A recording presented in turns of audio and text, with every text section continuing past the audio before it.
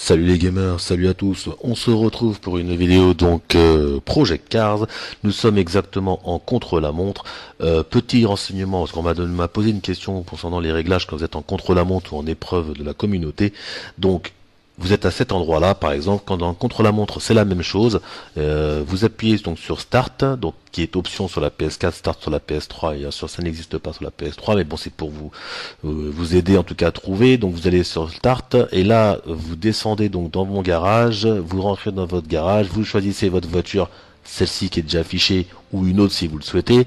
Si vous voulez charger une configuration par rapport à un circuit, c'est possible. Si vous voulez simplement modifier, vous cliquez à cet endroit et vous avez accès à tous vos réglages. Donc comme vous les connaissez, aérodynamique et châssis, alignement, suspension, amortisseur, différentiel, rapport, carburant, etc. etc. C'est très complet. Il y a cette partie pour le force feedback que je ne maîtrise pas du tout et qu'il y a peu de gens qui comprennent. Alors il faudrait que je fasse des tests pour voir en étant excessif sur certaines jauges, parce que franchement, si vous comprenez quelque chose que vous voyez en ce moment, moi je n'y comprends rien. Il y a plein de gens qui demandent justement des informations parce qu'il n'y a pas encore de manuel sur internet. Il y a un site Inside Racing, je sais pas si vous connaissez Inside Simulation Racing, où le mec explique, en fin de compte, alors ça faut connaître l'anglais, faut maîtriser l'anglais, mais il explique un petit peu tout ce qu'il rencontre, il fait des tests, etc. C'est pas mal fait, mais bon, faut maîtriser l'anglais. Moi je le maîtrise pas énormément, je maîtrise un peu, donc j'ai compris certaines choses, mais franchement je suis loin d'avoir compris les subtilités de ce qu'il explique.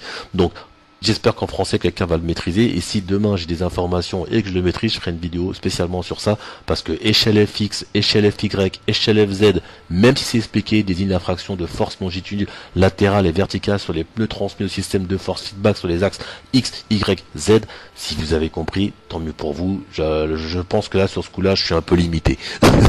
Voilà, je vais être honnête, là j'avoue que là c'est un peu costaud pour moi.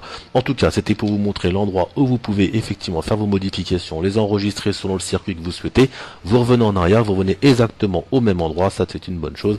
Et nous partons donc sur le circuit de Barcelona, le circuit Catalunya, qui effectivement fait partie de l'actualité, car tout à l'heure, là chez moi il est 3h05 du matin, tout à l'heure à 14h il y aura le départ de cette course du championnat donc de Formule 1 sur ce circuit, et c'est pour ça que je pense qu'ils l'ont mis dans les épreuves de communauté. Sachez qu'il y a d'autres épreuves derrière, il y a une épreuve avec la Renault Clio Cup, il y a une épreuve avec une Mustang, avec une Mercedes MG GT3, sur différents circuits, Brandach, etc.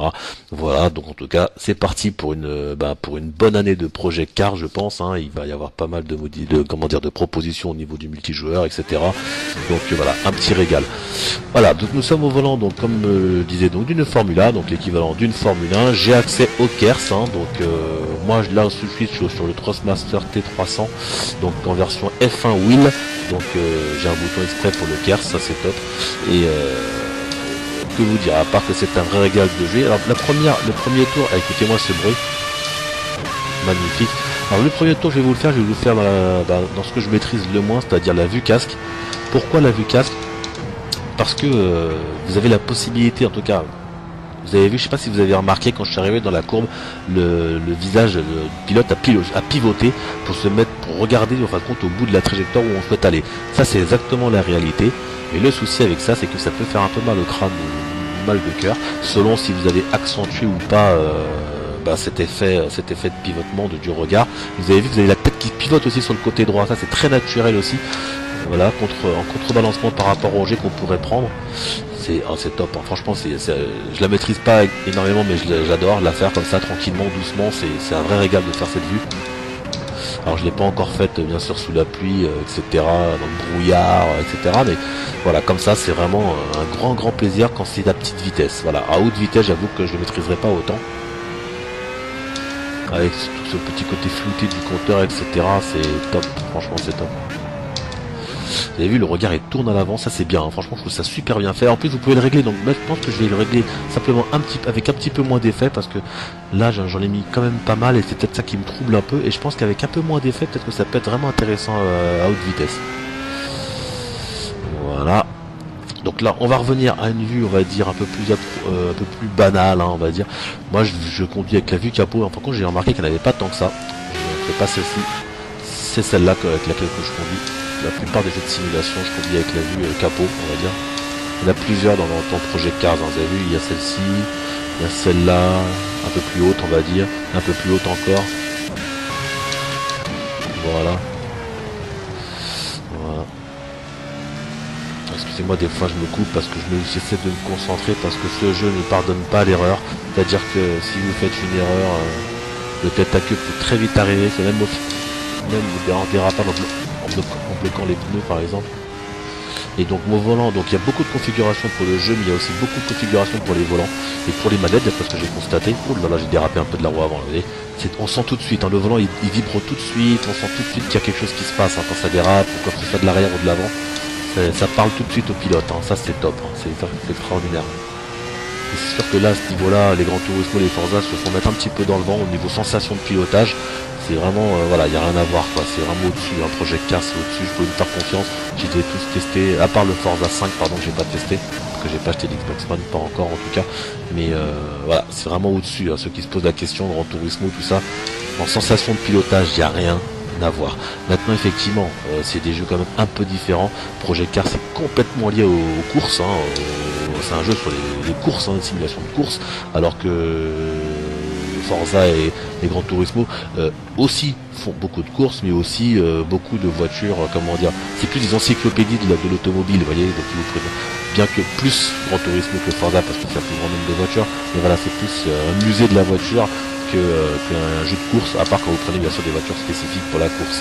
Voilà, là il y a vraiment des jeux, c'est vraiment un jeu pour faire des courses, quoi. Voilà. Voilà, il y a tout est mis en œuvre, que ce soit des essais, la qualification, ce genre de choses, voilà, c'est extraordinaire. Alors là, je suis au volant de Formula, c'est vraiment un petit régal. J'ai le volant qui vibre et tout. Alors, je vais m'équiper prochainement d'un bon PC avec un autre logiciel où je pourrais vous montrer mes mains sur le volant, parce que là, c'est un truc qui me manque beaucoup. Des fois, j'ai envie de vous montrer des petites vidéos comparatives et tout. Je peux pas le faire pour l'instant, mais rassurez-vous, ça va venir. Chaque chose en son temps. Ah, c'est trop délire, c'est trop délire ce jeu. Je redécouvre des circuits, vous pouvez même pas vous imaginer. Je sais pas ceux qui ont essayé déjà de faire le Suzuka par exemple, le Project Cars. Il n'y a rien à voir avec les Suzuka qu'on connaît, hein. C'est-à-dire que là vous avez un vrai dénivelé, vous voyez les vraies montées, les virages aveugles, là vous les ressentez, alors que normalement les Suzuka dans la plupart des jeux, vous ressentez pas, vous voyez pas trop de virages aveugles, vous voyez pas trop de montées aveugles, hein. Voilà, vous savez pas ce qui se passe derrière la côte. Et donc là c'est très compliqué pour moi ici. Voilà. Donc voilà, en tout cas, oui. Là, des fois je me tais parce que je vous dis, ici j'ai des vraies galères. Des fois j'ai les têtes à queue, je sais pas pourquoi, il y a une bosse quelque part sur le circuit. Et si vous la prenez un tout petit peu trop vite, l'arrière chasse direct, vous partez en tête à queue. Voilà, voilà. En tout cas, sachez que mon record, je crois que mon record est affiché en haut, si je ne me trompe. Voilà, une 27 quelque chose, j'ai fait une 27 quelque chose. Donc sachez que le record, le vrai record, je crois que c'est une 19, je crois que j'ai dû voir une 19, un truc comme ça. Donc les mecs ils rigolent pas. Donc j'ai beaucoup de boulot, que ce soit en termes de réglage, qui vont m'apporter, je pense, beaucoup de secondes. Oui, 2 secondes, hein, 27 à 19, oui, beaucoup de secondes. Je pense que je pourrais m'améliorer au moins de 3-4 secondes, ça serait déjà pas mal. Voilà. Et bon voilà, en tout cas c'est un vrai plaisir à vous montrer. Sachez que le KERS que moi j'ai, on le voit en bas à droite, je vais appuyer dessus, attendez, maintenant. Voilà, vous voyez la jauge qui se vide. Alors il y a aussi le DRS. Alors là, je ne peux pas l'utiliser, mais j'ai déjà testé un DRS. Ils font ça sur cette voiture. Voilà, donc à savoir qu'il y a des trucs comme ça intéressants. Sachez que par exemple dans les voitures civiles, les voitures de route, vous avez aussi la possibilité de gérer vos essuie-glaces, les feux aussi, un peu comme dans Gran Turismo. Voilà, il y a pas mal de choses comme ça, des petits détails qu'ils n'ont pas hésité à mettre, et je trouve ça pas mal du tout. Voilà, on va se faire un peu de bruit là. Oh, le volant il est pas mal. Voilà, un peu de bruit.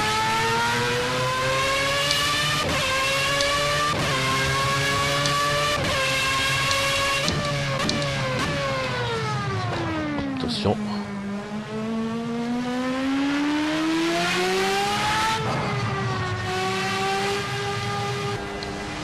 Celle-là aussi qui est pas mal. Ouais, celle-là elle est pas mal quand même, elle est très propre.